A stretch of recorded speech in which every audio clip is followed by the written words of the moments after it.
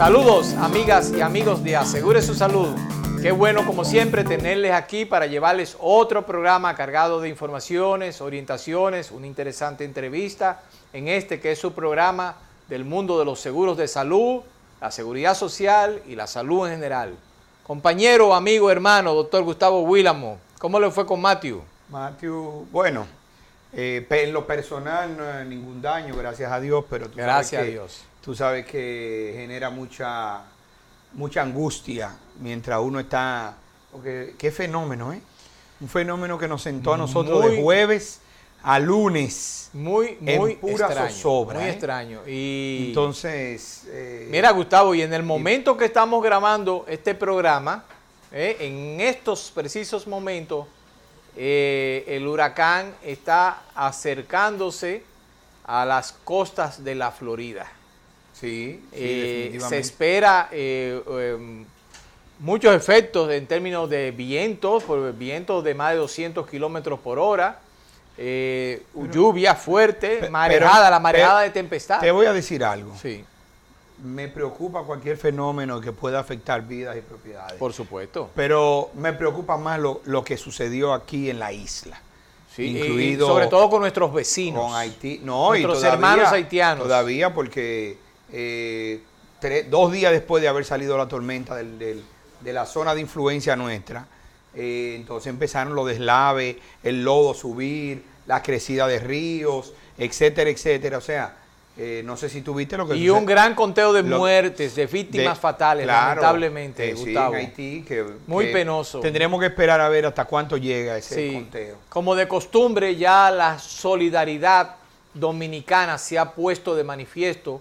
Han salido ya varios cargamentos, tanto a nivel privado como a nivel estatal, de ayuda para nuestros hermanos haitianos. El sector privado fue el primero empresarial que envió inmediatamente al día siguiente furgones de asistencia, ¿no? Sí, es algo, te digo, terrible. La verdad es que, y como tú decías, Gustavo, un huracán muy extraño. Sí, porque tomó una ruta rara.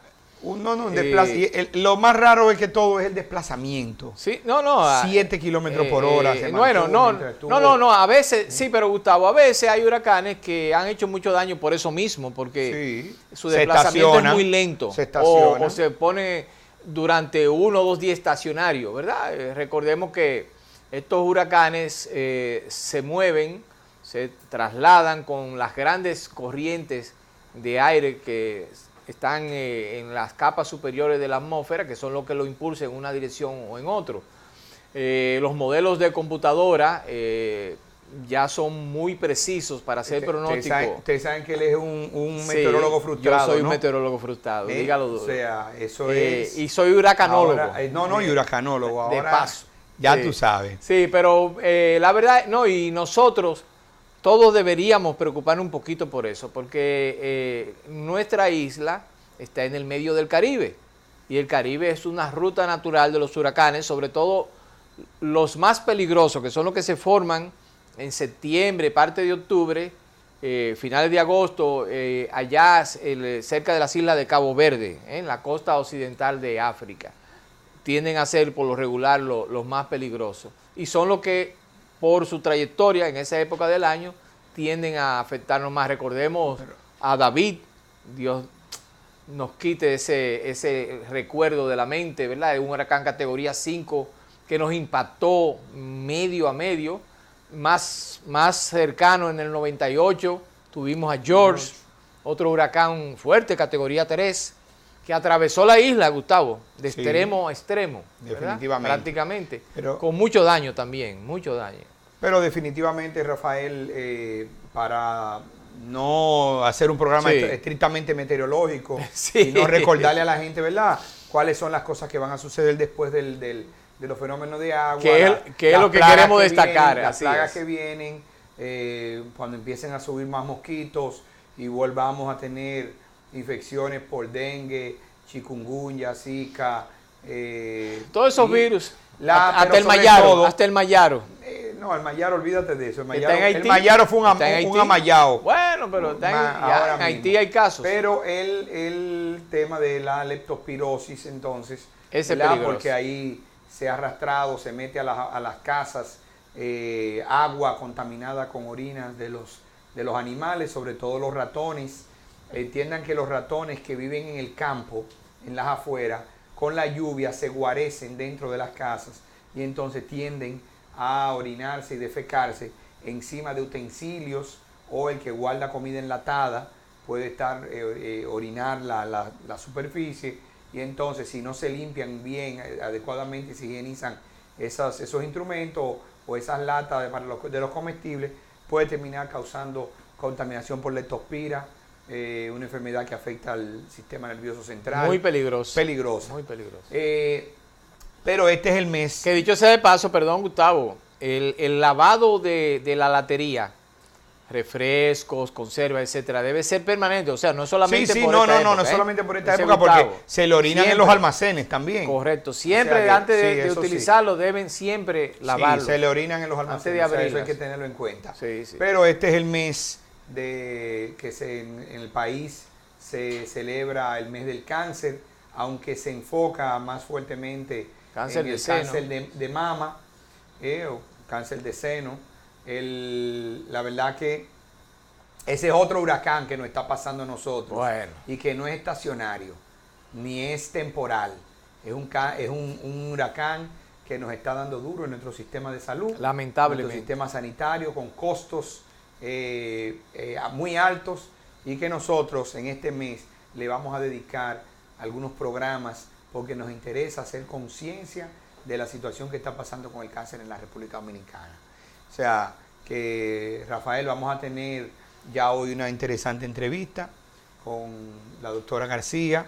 La doctora Estenia García, una destacada oncóloga. Y también vamos a tener algunos otros invitados durante el transcurso del mes para nosotros poder abordar diferentes facetas del tema oncológico, del tema del cáncer. Nos vamos a enfocar en la prevención, pero también vamos a hablar de todo lo que tenga que ver en este mes con el financiamiento, abordajes, cosas que debemos recomendar a nuestro sistema de seguridad social para ir mejorando las cosas como van.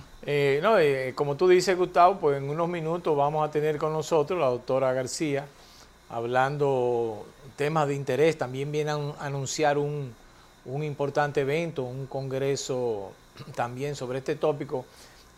Como dice Gustavo, este es el mes que dedicamos a eso. De hecho, en el mundo entero hay un día también que se dedica a la lucha contra el cáncer.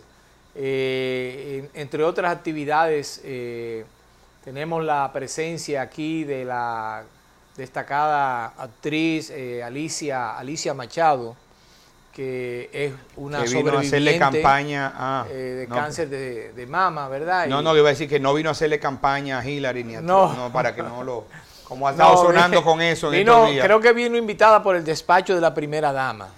Me parece que la trae y viene a hablar sobre eso y apoyar, ¿verdad? Esta batalla, como dice Gustavo, de día a día. Y una enfermedad que, como todos sabemos, y algunos quizá lo sabemos más que otros, ¿verdad? Lamentablemente, porque lo hemos vivido en carne propia, pues lleva angustia a las familias, aparte de que genera también unos costos tremendos. O sea que de alguna manera todos debemos poner nuestro granito de arena en la lucha contra esta terrible enfermedad. Rafael, pero mira, Gustavo, antes de eso, ¿qué tú has sabido de las negociaciones con los médicos, las cosas? Sí, bueno, pues mira, ¿en qué está eso? Extraoficialmente te puedo decir... Eso de que extraoficialmente... No, claro, no son noticias oficiales. Y lo que voy a decir podría también estar equivocado. Un contraalmirante... No, esto no es oficial. Sí, pero esto no son cosas de la Guardia. No es oficial. No, esto no son cosas de la Guardia. Que de la Guardia voy a hablar algo, Ajá, también. Sí. Bueno. Pero realmente la información que tenemos, para resumirlo, es que están muy avanzadas ya las negociaciones finales para el acuerdo ya en lo que tiene que ver con la parte salarial. Porque recuerden que ya había acuerdo prácticamente en todo. El único punto que quedaba era que el gobierno hizo una oferta de un 25%, el Colegio Médico hizo una contraoferta, ¿verdad? Haciendo algunos ajustes a esa oferta del gobierno. Y la información que tenemos que están ya a punto de tener un consenso y anunciar ya un acuerdo definitivo en ese sentido. Ojalá que así sea, que la información sea correcta para beneficio de todos en nuestro país. Y también, Gustavo, por otro lado, quiero felicitar a la CISARRIL, la Superintendencia de Salud y Riesgos Laborales, que en esta semana firmó un acuerdo con la Oficina Nacional de Estadísticas, sí, que dirige la señora Izquierdo, para censar. Ellos tienen ahora su encuesta de los hogares. Para que en las encuestas de hogares, y para que esas encuestas se incluya información sobre los seguros de salud, sobre el aseguramiento en salud en unos 25,000 hogares que van a ser censados en ese sentido. Eso nos va a dar una idea realmente de cómo andan las cosas en nuestro país. A la CISARRIL le va a ayudar muchísimo. Recuerden que una de las cosas que nosotros nos hemos quejado aquí, una de nuestras grandes deficiencias, tradicionalmente ha sido la falta de información fidedigna, de información, la recopilación de información de buena fuente. Bueno, veamos qué se le incluye a ese cuestionario, porque afiliados per se, el sistema en la parte de salud tiene casi 6.9 millones de personas. Sí, pero yo me imagino, Gustavo, probablemente que esas preguntas van a ser preparadas, levantar información claro, más en conjunto puntual con la CISARRIL. Exactamente, supuesto, sí. No, claro que sí. La parte técnica la aportará en ese sentido la CISARRIL. Y la información siempre es valiosa. Y en este caso lo que abunda no daña. Sin información no hay gestión. Exactamente. Siempre mi amigo, mi profesor dice eso, sin información no hay gestión. No hay gestión. Y es así. Eso, la información es lo que nos sirve para para conocer las cosas y tomar las medidas necesarias para que todo funcione mejor. O sea, si usted quiere dar palos a ciegas, no tenga ninguna información. Claro, por y siempre especule y diga, la mayoría de las veces, tú sabes. Pero, sí. Bueno, de hecho, acuérdate que siempre hemos mencionado que la ley de la serie, que una de las grandes problemitas que tuvimos al principio, inclusive con nuestra ley de seguridad social, es que no teníamos mucha información confiable, disponible. ¿Por qué? Porque ni en el sector estatal, ni en el sector privado, no solamente de la prestación de los servicios, sino también en lo que tenía que ver con la administración de riesgo, que quizá mal que bien hacían las igualas médicas, pues no había información, no había datos que pudieran realmente servirnos. Grandes discusiones al principio. Exactamente. Y cuando le pedíamos información, nadie te la daba porque en realidad nadie sabía que no tenía información fidedigna, captada en ese sentido. Y tuvimos que manejarnos en buena parte con informaciones de otros sistemas. Eso no lo negamos. Tomar informaciones generales. O sea informaciones incluso de Banco Central, en temas de cobertura. Pero hemos ido avanzando, como tú decías, Gustavo. Ya tenemos 15 años con la implementación de la ley, y 9 años que comenzó el Seguro Familiar de Salud. Y sí, ahora pues hay más acopio de información que suministran las ARS, algunos prestadores están más organizados que otros también, el sector estatal ha ido avanzando, etcétera. Y también nosotros hemos ido dando pasos de avance en lo que tiene que ver con nuestra seguridad social y con nuestro sistema de salud. Ahora las cosas van a mejorar porque recuerden que hace unos meses ya tenemos implementado el Servicio Nacional de Salud y eso nos va a permitir también ahora, digamos, mejorar con la autonomía que tiene la red pública, la red de hospitales, pues mejorar también el manejo, no solamente de los servicios, sino, dicho sea de paso, también de la información, que es lo que queríamos destacar. Definitivamente. Mira, Gustavo, recordarle antes de irnos a la pausa a nuestros amigos que estamos presentes en las redes sociales a través del Twitter, @aseguresusalud, Facebook por igual, Asegure Su Salud, y que nuestro correo de contacto es aseguresusalud@gmail.com. Y le voy a dar una primicia. Y el teléfono 809 543-7922. Una primicia. ¿Cuál es la primicia? Antes de que se lo imaginen, más temprano que lo que se imaginen, van a estar nuestros programas subidos en YouTube. Pero muy pronto. Muy pronto. Así que ya lo saben.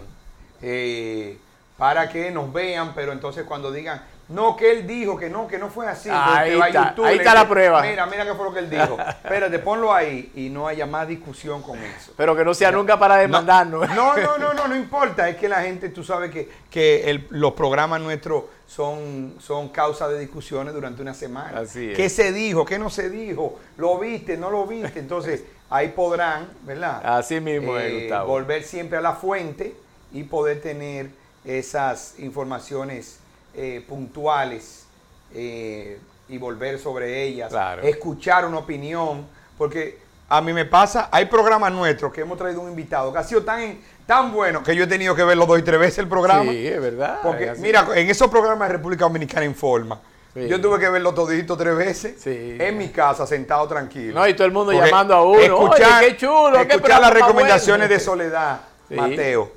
Escuchar las recomendaciones que nos hizo Juan Carlos Simón. Óyeme, que salió con cosas fuera del día a día, de lo que se está manejando. Excelente. No, la visita del doctor Escaño. Del doctor Escaño.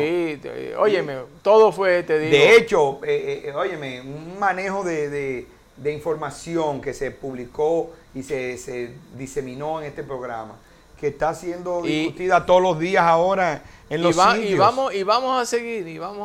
Pero este mes vamos a concentrarnos en cáncer. En cáncer. Por supuesto, y precisamente pues vamos a pedirle permiso a nuestros queridos televidentes para una breve pausa, cumplir algunos compromisos. Y en unos segunditos estamos con nuestra invitada de hoy, la doctora Estenia García.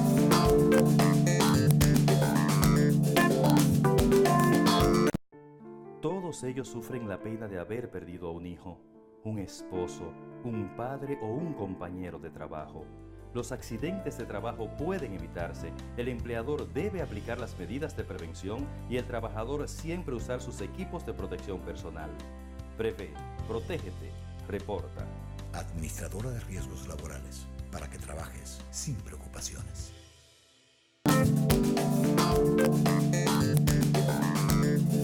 Bien, queridos amigos, amigas y amigos de Asegure Su Salud, tal como les habíamos anunciado, tenemos hoy aquí con nosotros la grata presencia de la doctora Estenia García, una destacada oncóloga que ya tiene unos buenos años de servicio en el área de oncología de Sedimad, de Braca y la Clínica Abreu también, junto con un equipo de profesionales de este ramo destacado, y que hemos traído hoy aquí para hablar un poquito de esa, como decía, terrible enfermedad que prácticamente de una forma directa o indirecta ha tocado casi todos los hogares de nosotros.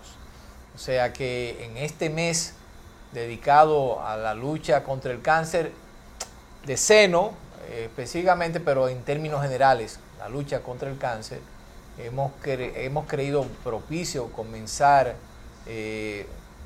esta serie de entrevistas relacionadas con el tema con la doctora García, que de paso también en un rato nos va a anunciar un interesante evento que viene por ahí en Sedimad. Doctora García, bienvenida a nuestro programa. Muchísimas gracias por la invitación. Saludos. Qué bueno tenerle aquí con nosotros. Un verdadero placer. Doctora, ¿cuál es la situación del cáncer en República Dominicana? Así, mire, plain, ¿qué es lo que está pasando? Sí, realmente entendemos que hay un subregistro de cáncer, pero sí es cierto que comparándolo un poco con la región, tenemos aquí muerte por cáncer al año, más hombres mueren por cáncer, aproximadamente 6.500 de hombres mueren por cáncer, y de mujeres aproximadamente 3.500 por cada 100.000 habitantes. Más sin embargo, comparado con la región, que son aproximadamente 16.000 habitantes por cada 100 que mueren por cáncer, está muy claro que tenemos un subregistro. Más sin embargo, claro, vamos teniendo un registro, que eso es bueno. Yo creo que cada vez estadísticamente estamos acoplando más, estamos avanzando, que es un dato muy importante para saber y situarnos. Qué tanto muere la gente de aquí nuestra por cáncer y cuánto sobreviven, que es lo primero que debemos establecer. O sea, y los tipos de cánceres que ahora mismo, sabemos que este mes, ¿verdad?, está dedicado más al tema del cáncer de mama, pero no es el cáncer número 1 en el país, pero ¿cuáles son los tipos de cánceres que con más frecuencia se está viendo? Sí. En adulto primero. En adulto. Yo soy oncóloga de adulto. Entonces, claro, en la mujer la principal causa de cáncer es el cáncer de mama. En nuestro país, lamentablemente, la segunda causa sigue siendo el cáncer de cervix. Digo lamentablemente porque hay una vacuna ya que debe prevenir y que debemos tener menos cáncer de cervix, entonces no debería ser. Luego sigue el cáncer de colon, de pulmón, luego sigue cáncer de colon y en otras áreas están ya los ovarios, páncreas, que son también bastante frecuentes. Doctora, ¿cómo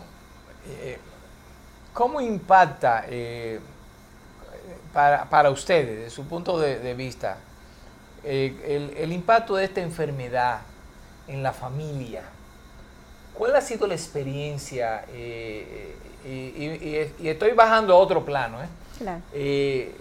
Porque ustedes como oncólogos, yo sé que tienen que revestirse de una armadura, pero ¿cómo manejar eso con la familia, el impacto de esta enfermedad? De primera instancia probablemente es lo más difícil, sin duda, porque es un diagnóstico que te cambia la vida. Hay un antes y después de un diagnóstico como un cáncer, donde realmente más que una enfermedad catastrófica, más que una enfermedad terrible, es una condición humana que tenemos que aprender a tratar.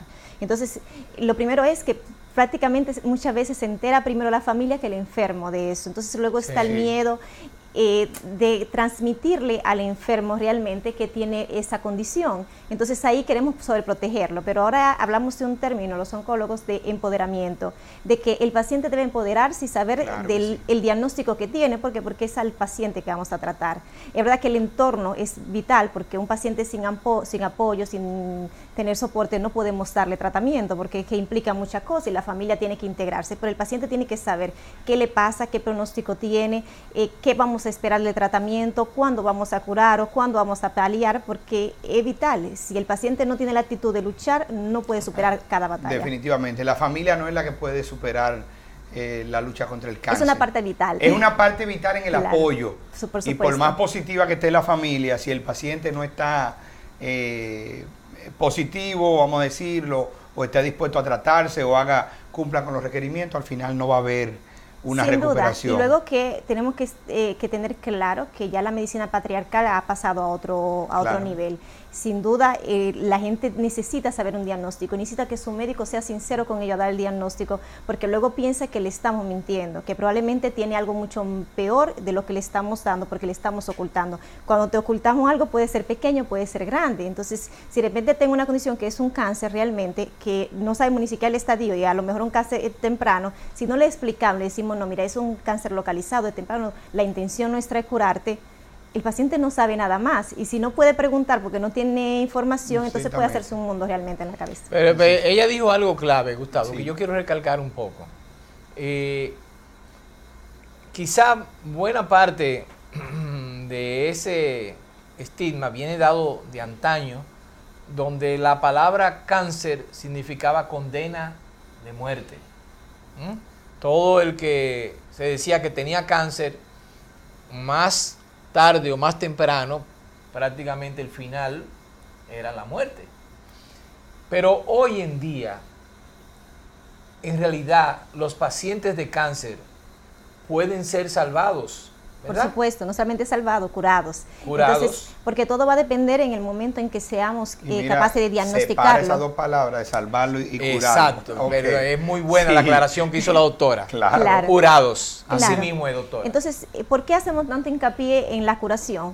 Y no solamente eso, sino en la prevención. Primero, lo primero es que ya, si tenemos un diagnóstico de cáncer, lo adecuado es estadificarlo y saber en qué etapa está, si está localizado o si está avanzado. Entonces, muchas de las técnicas que utilizamos ahora o de screening para detección precoz es con aras a eso, que si tenemos, por ejemplo, un tumor en mama temprano, el chance de que ese tumor sea curable Si es un tumor muy pequeñito, que solamente está localizado en la mama, que no tiene la axila, de curarse es cerca de un 95%. Entonces, si esta lesión es premaligna o maligna ya, la encontramos bien pequeñita, podemos hablar de curación en esos pacientes, que es lo que queremos todo. Sí. Por ejemplo, está en el cáncer de colon, que no me canso de decir que a los 50 años debemos hacer una colonoscopía en los pacientes que no tienen antecedentes de cáncer de colon. ¿Por qué? Porque si hay un pólipo ahí, ese pólipo en 10 años se puede convertir en una lesión maligna. Si lo hemos resecado, ese paciente probablemente le estamos evitando tener un cáncer. Entonces ya estamos hablando potencialmente de curar o de prevenir algo que va a desencadenar a una enfermedad como esta. La mayoría de las mujeres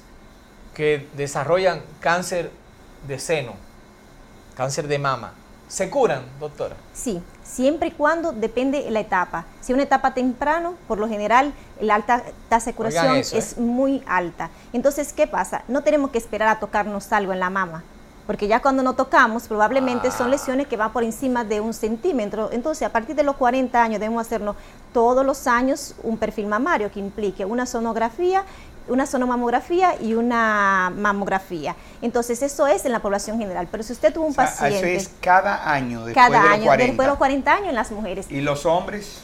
Los hombres... Solamente es diferente. Pero cada año, doctora. Anual, sí, eso es anual. Realmente es que la incidencia es tan alta de cáncer de mama que... Entonces, que claro, es mejor. En esas imágenes podemos detectar lesiones muy pequeñitas que todavía no podemos palpar. Aunque nos palpemos las mamas y todo eso, lesiones tan pequeñitas que no estamos acostumbrados, no podemos identificarlas si son más profundas, por tanto. Y no solamente eso, si comenzamos con esa revisión anuales, sobre todo enfocada en la mama, si tenemos un familiar que tuvo un cáncer de mama, a partir de eso tenemos que restar 10 años a la edad de aparición en ese familiar del cáncer, en este caso de mama o de colon, y comenzar las revisiones pues 10 años antes que el familiar que la tuvo. Entonces es un dato muy importante. Eso es importantísimo, O sea, si tiene 50 años. Si un familiar tuvo cáncer de colon, usted no debe esperar ese solo ejemplo, no debe esperar los 50 años. A los 40 deben comenzar los si se le diagnosticó a su familiar directo a los 50 años, a los 40 usted le hace su primera colonoscopia. Mira qué importante. ¿Por qué? Porque si hay un pólipo ahí que tiene los 40 años, si lo dejamos a los 50 años, ya cuando volvamos, vamos a encontrar un cáncer. Claro, exactamente. Claro. Y eso va a ser curable ya, ese paciente no olvidamos de eso en ese momento, aunque tenga que hacer periódicamente otras colonoscopías. Es decir, o sea, la sobrevida en el cáncer ha mejorado. Mucho. Pero, sin embargo, ¿verdad? He visto un par de discusiones en estos días, dos cosas. Cáncer de pulmón, donde aparentemente no ha mejorado la sobrevida con... ¿Cómo que no, Gustavo? No, con la inmunoterapia. Perdóname. Vamos a entrar en eso ahorita, la inmunoterapia. Antes de eso, estaba leyendo sobre eso un documento y estaba viendo un documental, o sea, donde no ha mejorado sustancialmente la sobrevida en pacientes con cáncer de pulmón, porque no se ha encontrado medicamentos tan efectivos como los que se están utilizando en otros Hemos avanzado mucho en cáncer de pulmón. Hemos doblado el tiempo de vida, la sobrevida global en pacientes con cáncer de pulmón ya metastásico, estamos hablando en este caso. Porque ¿qué pasa? Que el cáncer de pulmón, el 70% de los cánceres de pulmón se diagnostican ya con enfermedad avanzada, con metástasis en un estadio 4. Entonces, claro, eso es lo que limite. Por eso es la principal causa de muerte es el cáncer de pulmón a nivel global, independientemente de la incidencia. Exactamente. Entonces, ¿qué pasa? La gente dice, la gente muere más de cáncer ahora. No es cierto, lo que pasa es que ahora tenemos mucho más método diagnóstico. Entonces, en concreto, con cáncer de pulmón, realmente hace 10 años teníamos muy pocas maniobras terapéuticas, pero ya sabemos que hay ciertas mutaciones que son drivers en cáncer de pulmón, que tienen medicamentos que lo bloquean, y tenemos pacientes que en enfermedad metastásica viven hasta 5 años con mínima toxicidad con tratamiento, inclusive con tratamiento vía oral. Por ejemplo, en cáncer de pulmón tenemos 2 mutaciones que abarcan más o menos el 30% de mutaciones en cáncer de pulmón, que son el EGFR y el ALK. Esos pacientes que tienen esa mutación, por ejemplo el EGFR, pues tenemos fármacos que bloquean directamente ese gen, que es el conductor de este tumor, y esos pacientes viven muchísimo más tiempo.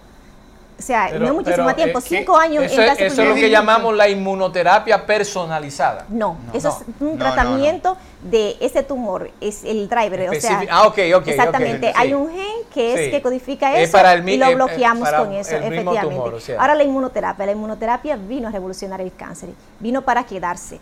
y sin duda en cáncer de pulmón también, pues ya tenemos aprobado en primera y segunda línea de tratamiento inmunoterapia. Brevemente, en pocas palabras, para que nuestro público sepa, ¿qué es la inmunoterapia, doctor? Sí. Exacto. La inmunoterapia son medicamentos de última generación, no hablamos de tercera generación, sino de cuarta generación, que modula inmunemente, no solamente el microambiente tumoral, sino todo el organismo. Y de esa manera actúa directamente contra esas células tumorales. Entonces, ¿por qué pensamos que va a cambiar todo?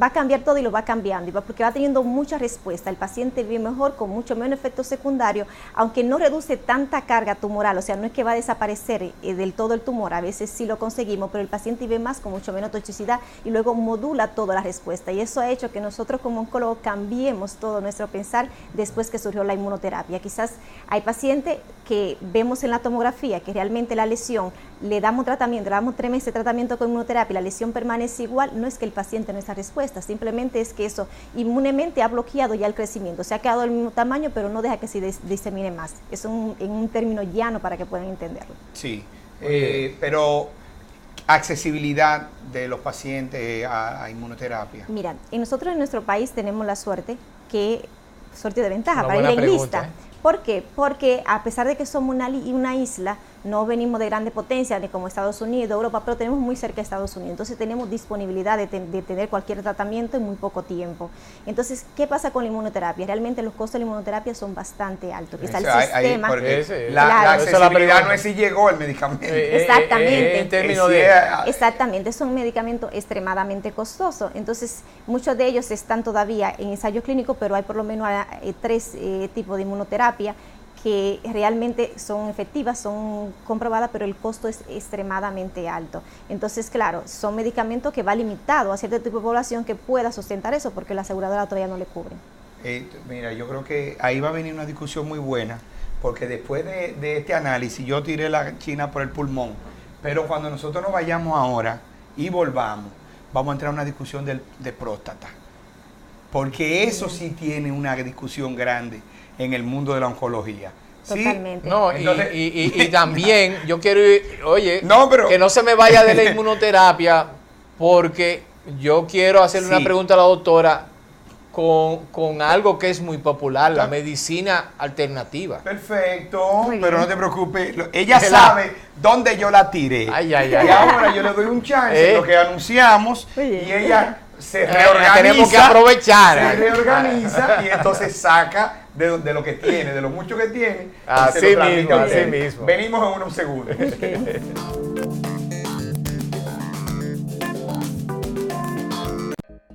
El 27 de octubre del 2014, rumbo a mi trabajo, recibí quemaduras en todo mi cuerpo, de primero, segundo y tercer grado.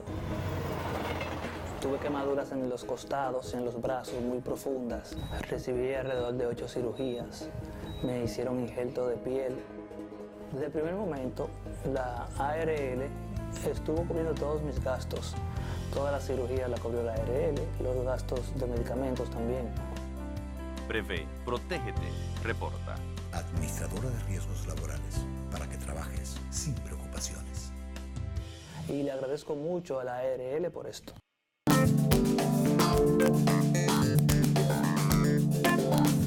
Amigas y amigos de Asegure su Salud, miren, un programa poco ortodoxo, sobre todo para ser el primero del mes que vamos a hacer en esta línea.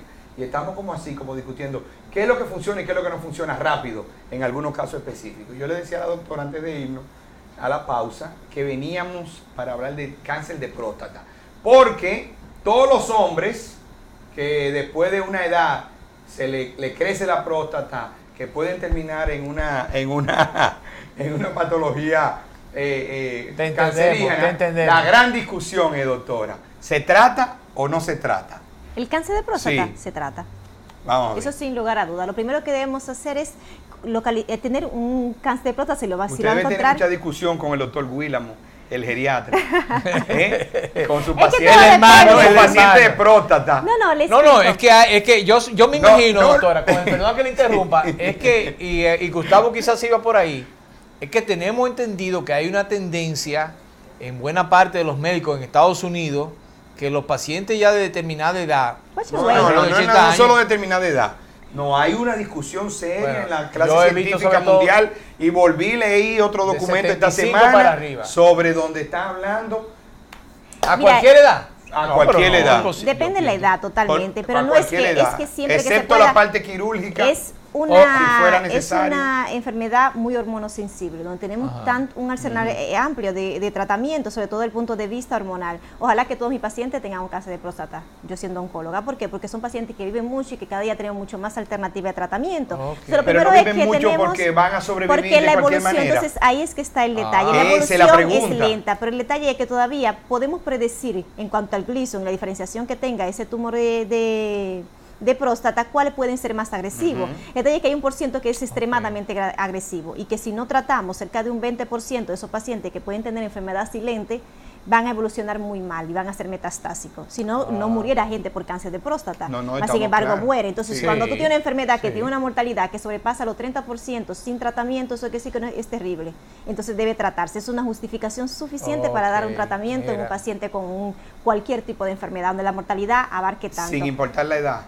Sin importar la edad, siempre que el tratamiento no sea... parte de la discusión. Claro, el problema de la edad y tratamiento es que no le hagamos daño, donde el beneficio siempre sea mejor que la toxicidad. Entonces, si con el tratamiento vamos a beneficiar más al paciente que sin tratarlo, hay que tratarlo sin duda. Porque, ¿qué decimos? 80 años, tiene un cáncer de próstata.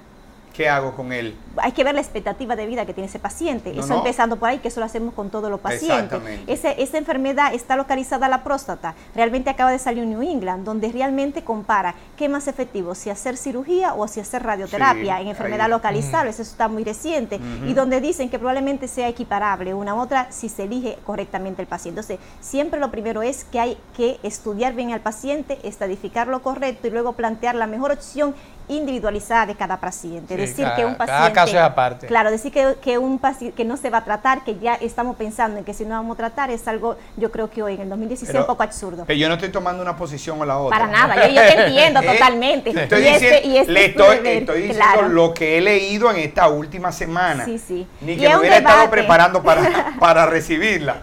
No, pero bueno, es parte del claro, que uno hace constantemente. Entonces, o sea, el tema del manejo en ciertos cánceres, bueno, lo sabemos. Hay pacientes que no se van a beneficiar, no solamente por próstata, por otros cánceres con una mejorada sobrevida. Y quizás no tengamos que irnos a los últimos tratamientos, porque en el tema de nosotros lo que trabajamos, regulación, gestión y todo eso, es que tenemos que discutir con ustedes los clínicos y ver en realidad cuál va a ser también el impacto en el sistema, en la familia, en tema de lo financiero. Sin duda. ¿Entiendes? Entonces, no es un tema de humanización o deshumanización, como a veces no lo quieren plantear. No, claro, y nosotros lo que queremos siempre es la mejor opción para el paciente, sin duda. Es cierto que lo del cáncer de próstata siempre ha estado en discusión. Siempre sabemos que hay un % que es una enfermedad silente. Luego se ha planteado la posibilidad que todo hombre mayor de 85 años probablemente tenga indicios de un cáncer de próstata, tenga un cáncer de próstata, porque eso... Entonces, claro, y de ahí dicen, ya han vivido toda la vida, no sabemos de cuánto tiempo lo tenemos, pero sabemos que aquellos que son extremadamente agresivos, los pacientes mueren por cáncer de próstata. Entonces, esa información hay que saberla estilar. El equipo es joven, mucho, ¿verdad? Pero hay que empezar a enseñarle de temprano. ¿A qué edad se empieza a hacer el tamizaje de cáncer de próstata? ¿Qué tenemos de bueno en cáncer de próstata? Que con una simple prueba de laboratorio, que es sanguínea, que es el PSA, pues podemos, sin duda, esa es bastante sensible y específica para el cáncer de próstata. A partir de los 45 años, usted debe hacer su primera visita al urólogo para que le haga esta prueba. Es una prueba bastante simple. Y el tacto, doctora. Lo que pasa es que el tacto no quiere decir que tenga sus indicaciones, pero si bien es cierto que es tan sensible y tan específica el PSA en sangre que se acompaña siempre la clínica, siempre muy importante, pero probablemente si no tiene síntomas ni nada, el primer tamizaje con un PSA puede ser suficiente. Si no hay crecimiento, el PSA no va a haber. Eso le iba a decir. Es posible que un paciente con un PSA por encima de 4 no tenga cáncer. Lo que es muy difícil que un paciente con un PSA por debajo de 1 tenga cáncer, ¿verdad? Sí, y realmente están cambiando las guías. Ahora le están dando 50 de PSA. Entonces se está reuniendo para cáncer. Entonces, pero ¿qué pasa? Que hay un porcentaje que inclusive tiene un PSA de 20, un PSA de 15, pero que lo tenía hace nada, lo que llamamos el doubling time, 3 meses, muy bajito, pues eso es un indicio de que puede ser un cáncer de próstata. Por lo abrupto de la Exactamente. subida. Entonces, todos son detalles que hay que tener. ¿Y por qué hablamos siempre de tener un primer chequeo? Porque así tenemos una historia basal. Exacto, y a partir de ahí es el punto de referencia. Y cada paciente pues tiene un comportamiento diferente. Pero si no tenemos ninguna historia previa de nada con qué comparar, no sabemos en qué vamos terreno a trabajar.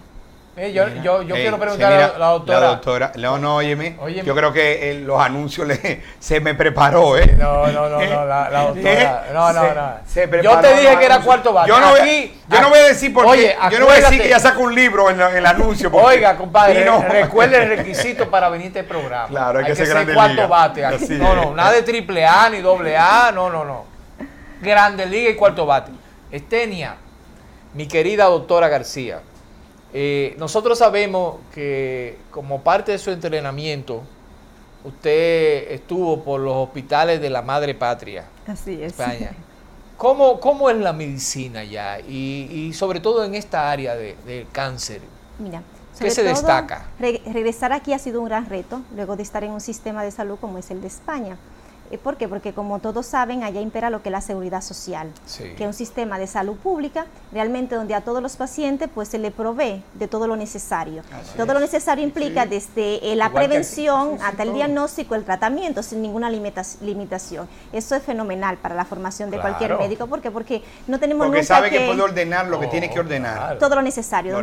Y es como debe hacerse la medicina. Exacto, no debe importarnos nunca, ni siquiera el costo, ni cuál método diagnóstico necesitamos simplemente porque si le cubre o no le cubre a un paciente. Entonces, claro, cuando nosotros tenemos un paciente enfrente, yo tengo que hacer todo lo mejor por ese paciente. Yo tengo que indicar todo lo que sea necesario aquí o en Pekín para que ese paciente tenga el mejor diagnóstico y el mejor tratamiento. Excelente. Obviamente, siempre, porque para eso el criterio del médico. Allá vas por la guía y un protocolo. La guía está en todos lados, porque nosotros somos asociados a la guía a la Asociación Americana, Asociación Europea, tanto de oncología. Entonces, pero eso está a lo que establecido. me refiero, porque recuérdense que este programa lo ven público general, autoridades del sistema, gente de las ARS, muchos médicos. O sea, entonces en un momento piensan, bueno, ¿qué me está promocionando? No. Lo que es necesario de acuerdo a una guía que está establecida y aprobada por las sociedades. Todo método diagnóstico, porque ya el clínico está pensando en que tiene que dirigirse a ese punto. No se pueden pedir pruebas simplemente para ver qué va a encontrar. Tengo yo que tener un indicio de por qué es necesario hacerlo. Que no es aventura, sino que en base a una guía y a unos protocolos que ya están previamente definidos, que en España lo definen las sociedades. La sociedad española. No le fue muy difícil entonces el cambio, hacer la adaptación a un sistema como el nuestro que tiene grandes limitaciones. Sí, mira, tiene muchas limitaciones, pero déjame decirte que nosotros tenemos muchísima tecnología y mucha disponibilidad de tratamiento, prácticamente todo. O sea, aquí contamos realmente, Sedimad es un complejo hospitalario que cuenta con todo, método de diagnóstico, método de prevención, método de tratamiento y sobre todo de seguimiento, porque luego que pones un tratamiento tienes que seguirlo adecuadamente para ver la respuesta y cómo va. Entonces, realmente, lo que el médico necesita para hacer una buena medicina es, después de tener un buen paciente, y además de estar muy bien preparado, obviamente es tener los métodos diagnósticos y los métodos terapéuticos correctos, así como el soporte, porque entre media comienza también complicaciones, toxicidades. El equipo de soporte es vital. O sea, los medicamentos que utilizamos son medicamentos que tienen peculiaridades muy importantes y el perfil de toxicidad y de efectos secundarios es diferente. Entonces, para administrarlo, cualquiera que sea el medicamento, necesitamos tener un buen equipo que soporte todo eso. Doctora, entonces ese tema de los biológicos, que yo sé que es una discusión, España tiene uno de los mejores seguimientos de todo lo que es la farmacoterapéutica y de lo que son los costos asociados a resultados en cuanto a fármacos, de los lugares que más leo de eso, porque llevan mejores estadísticas y todo. Claro. O sea, pero el tema de los biológicos sigue siendo una discusión en España también, por el costo, porque no lo hemos podido bajar, pero ya, por ejemplo, miraba en estas últimas 2 semanas, en Estados Unidos, aun cuando no son para cáncer, par de medicamentos biológicos que ya aprobaron medicamentos genéricos para ellos, o sea...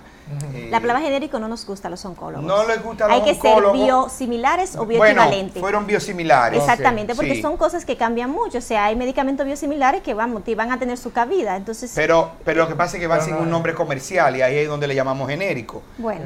Yo sé que tienen que ser biosimilares o bioequivalentes para decir que van a conseguir el mismo efecto que el estudio original determinó que se necesitaba en las dosis, en los manejos adecuados. Es un tema bastante delicado donde son moléculas extremadamente complejas y que cuesta mucho, porque luego lo ideal siempre es llevar ese biosimilar o ese tratamiento a la misma población en que se estudió el componente original para ver la efectividad, porque estamos hablando de terapia bastante delicada, donde no solamente son terapias dirigidas, sino con efectos secundarios diferentes, que no son lo que estamos acostumbrados a ver. La alimentación nuestra ¿cambiaría algún efecto de algunos de esos medicamentos?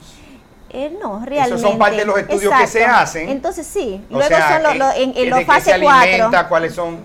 Claro, sin duda. Lo que con la alimentación somos un poco más precavidos en cuanto a la prevención. Sabemos que tenemos que tener una dieta más saludable, más homogénea, pero no, o sea, con cosas más frescas. Eso no es que incida directamente en que comer tomar algo va a alterar la efectividad. Antes de que hablemos de la jornada, rápido. ¿Cuántos cánceres se asocian al tema nutricional o obesidad, sobrepeso? Sabemos que son factores indirectos. Realmente no tenemos así estadísticas que me digan, por ejemplo, sabemos que el 90% de los pacientes que tienen un cáncer de pulmón desarrollan cáncer, es porque han fumado. Entonces, con la obesidad y eso sabemos que desde el punto de vista del contexto hormonal que cambia todo, luego la metabolización es diferente y todo eso, pues el estrés celular que eso conlleva a la célula puede incidir justo junto con el microambiente en desarrollar algún tipo de cáncer. Pero así, causa-efecto no tenemos así muy claro todavía eso. Doctora, usted mencionó ahorita a Sedimap y obviamente de una vez nos viene a la mente no solo usted, sino el doctor Santiago Collado Chastel, nuestro querido amigo, a quien le mandamos un cariñoso saludo, ¿verdad? Nuestro compañero Jackie.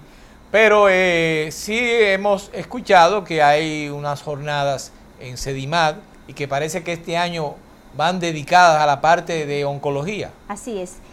Sedimap, como cada año, desde hace 14 años, o sea, este año toca la 14ª jornada científica, este año dedicada el tema especial a la oncología. Es una jornada que nos llena de muchísima ilusión porque realmente es una gala científica. Es una jornada que implica 3 cosas a la vez y yo le voy a ir detallando. Primero tenemos la jornada que está dedicada para médicos, especialistas, médicos residentes y a estudiantes de medicina, o sea, médicos en formación.